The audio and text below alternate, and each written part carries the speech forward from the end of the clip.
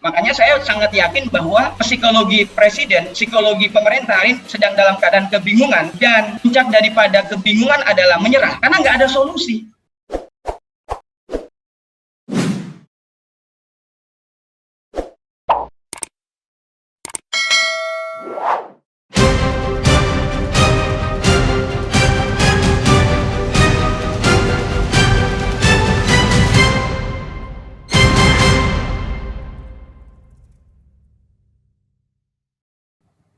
Bismillahirrahmanirrahim. Yang kami hormati tentunya Bung Refli dan para narasumber. Ini alhamdulillah baru bergabung Bang Zainal Arifin Mukhtar, kemudian tadi Bang Jayadi Hanan dan Ketum Abdul Muiz ya. Nah, saya kira dari dua paparan sebelumnya sangat menarik tentunya. Saya ingin mengawalinya dengan menggunakan perspektif filosofis nih. Izin ini Bung Rocky ya, agak sedikit filosofis, tapi tentunya grade-nya tidak selevel dengan Bung Rocky lah. Nah, jadi saya melihat bahwa dua poin yang diangkat pada diskusi malam hari ini itu punya keterkaitan. Secara filosofis, secara logis ya, menurut saya kita menggunakan hukum kausalitas aja, hukum sebab akibat. Jadi bahwa apa yang dipaparkan oleh Bung Jayadi Hanan tadi, perihal mengenai kepuasan dan kemudian trust atau kepercayaan publik terhadap penanggulangan COVID yang menurun, itu sebagai sebab ya, sebagai sebab yang kemudian memunculkan akibat atau reaksi yang besar, yang salah satunya yang tertuang di dalam pernyataan sikap teman-teman PBHMI Dipo ya. Mohon izin Ketum Abdul Muiz, ini hanya untuk membedakan aja biar kita enak menyebutnya gitu kan. Nah, tentu saya juga tidak ingin masuk di dalam dinamika internal teman-teman di HMI Dipo ya, tetapi bahwa saya sebagai sesama kader HMI, sebagai mahasiswa juga, sebagai pelajar juga, sebagai mahasiswa, tentu sangat mengapresiasi ya, sangat mengapresiasi sikap kritis yang kemudian ditunjukkan dengan sangat berani oleh teman-teman HMI di bawah kepemimpinan Ketum Abdul Muiz ya. Nah,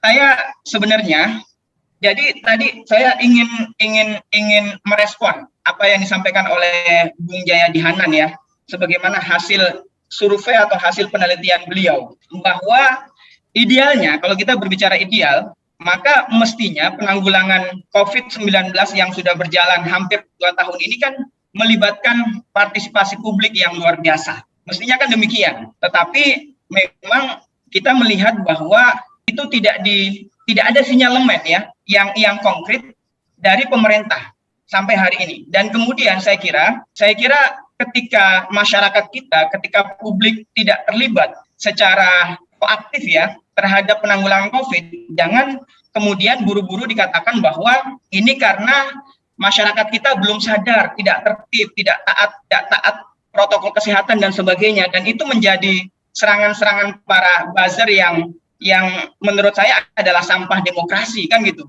Baik buzzer yang mungkin sudah sangat familiar nama-namanya ya, yang termasuk salah satunya dapat prank 2 triliun, maupun buzzer-buzzer dengan akun-akun palsu. Nah, bagi saya bahwa kenapa publik tidak terlibat secara aktif itu bukan karena mereka tidak percaya COVID ya, bahwa ada yang tidak percaya hari ini itu pun karena ada sebabnya. Nah, saya kira kembali tadi betul sekali bahwa perlahan tapi pasti kemudian ada penurunan tingkat kepuasan menurut saya terhadap cara pemerintah di dalam penanggulangan COVID. Nah, karena rakyat tidak puas terhadap kinerja pemerintah yang kata Ketum Muiz tadi gagal, maka akhirnya trust-nya berkurang. Nah, sehingga apa yang terjadi? Saya yakin bahwa secara psikologis saya bisa mencoba untuk memahami betapa sulitnya psikologi Pak Jokowi. Ini pun juga menarik, tergambar dari flyer yang dibuat kan, yang ada di belakang saya. Ini kan seolah-olah Pak Jokowi menghadapi 2 problem besar kan secara umum. Yang pertama dikritik terus ya oleh para oposisi yang konstruktif ya, termasuk nama-nama yang ada di situ. Di sisi yang lain memang kita melihat bahwa ada kegamangan secara internal kekuasaan.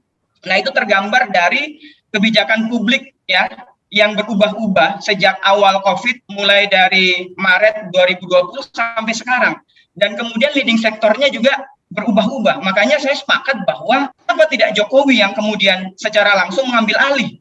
Kalau kemudian kita ingin melihat bagaimana ketegasan kepemimpinan yang dieluk-elukan oleh para Jokower, kan gitu. Tapi ternyata itu tidak terjadi, berganti dan sebagainya. Nah, kemudian juga kebijakannya berganti, mulai dari PSBB, lalu kemudian sampai kepada PPKM mikro, sampai kepada PPKM darurat, sampai kepada PPKM level 1, level 2, level 3, level 4, ya, yang ada kemungkinan akan diperpanjang lagi.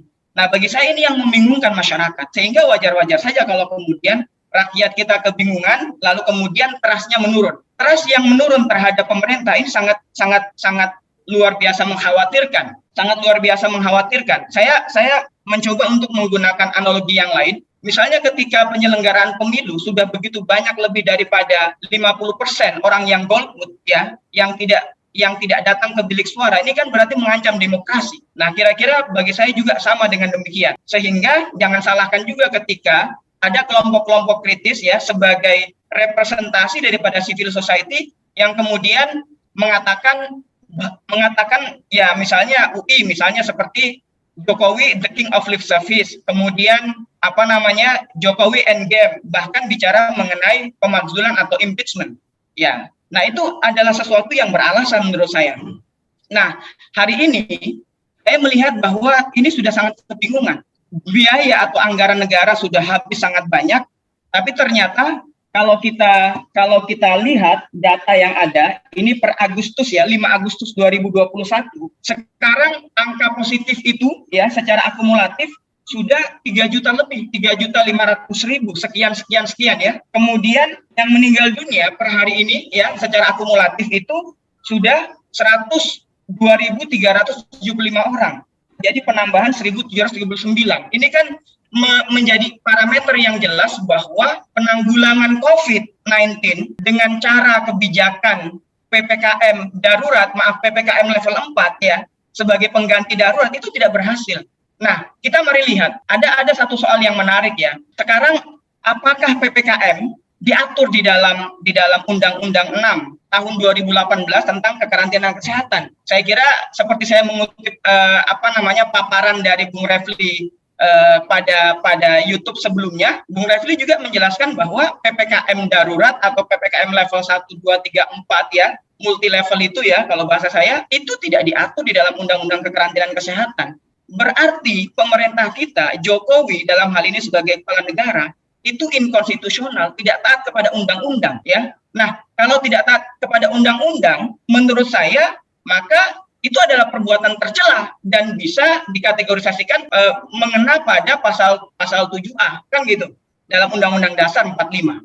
Nah, bagi saya ini penting untuk direspon oleh publik. Nah, mari kita runut dari awal, ya. Ketika 2 kasus orang terinfeksi, ya, orang terinfeksi COVID-19 di Depok per tanggal 3 Maret kalau saya tidak salah tahun 2020. Malah justru pemerintah kita mengeluarkan statement yang seolah-olah memandang remeh COVID ini. Padahal negara asalnya sudah begitu sangat memproteksi, negara-negara yang lain sudah sangat mengkhawatirkan bencana COVID-19, negara kita malah mengalokasikan kurang lebih hampir 300 miliar untuk membayar influencer supaya mendatangkan wisatawan asing. Dan ini saya buktikan sendiri loh, Bung Refli. Ketika saya berangkat kongres, ya, di akhir Februari, tanggal 29 Februari tahun 2020 dengan Batik Air berangkat dari Cengkareng ke Kendari. Di samping saya itu adalah, ya, pekerja China yang memang saya buktikan bahwa tidak bisa berbahasa Inggris, apalagi berbahasa Indonesia. Nah, padahal kita sudah, negara-negara lain sudah berteriak tentang COVID-19. Ini menjadi parameter jelas bahwa negara kita, pemerintah kita sejak awal tidak serius di dalam menyelamatkan nyawa ratusan juta rakyat Indonesia. Bayangkan, sekarang jumlahnya sudah mencapai 3 juta, ya, 3 juta orang yang meninggal dunia karena COVID-19. Lalu bagaimana pertanggungjawaban negara dalam hal ini? Padahal begitu banyak pakar, ya, yang kemudian memberikan usulan bahwa kenapa tidak lockdown? Kenapa tidak menjalankan amanat undang-undang kekarantinaan kesehatan? Nah, makanya hari ini kan terbukti kalau Jokowi mengatakan bahwa PPKM saja kita sulit, rakyat menjerit, apalagi lockdown. Nah, bagi saya itu tidak punya alasan gitu loh. Tidak punya alasan. Nah, bayangkan berapa uang negara per hari yang dikeluarkan untuk membeli sembako dan sebagainya dalam masa PPKM ini. Kalau kemudian lockdown itu dilakukan sejak awal, saya kira insya Allah kita bisa dalam keadaan lebih baik lah hari ini, tidak seperti sekarang ini. Makanya saya sangat yakin bahwa psikologi presiden, psikologi pemerintah ini sedang dalam keadaan kebingungan, dan puncak daripada kebingungan adalah menyerah, kan gitu. Puncak daripada kebingungan adalah menyerah, karena nggak ada solusi. Solusi yang ditawarkan oleh pihak-pihak kritis di luar pemerintahan itu dianggap sebagai bentuk yang merongrong kekuasaan. Inilah bagi saya persepsi yang keliru menurut saya. Nah, itu yang terjadi.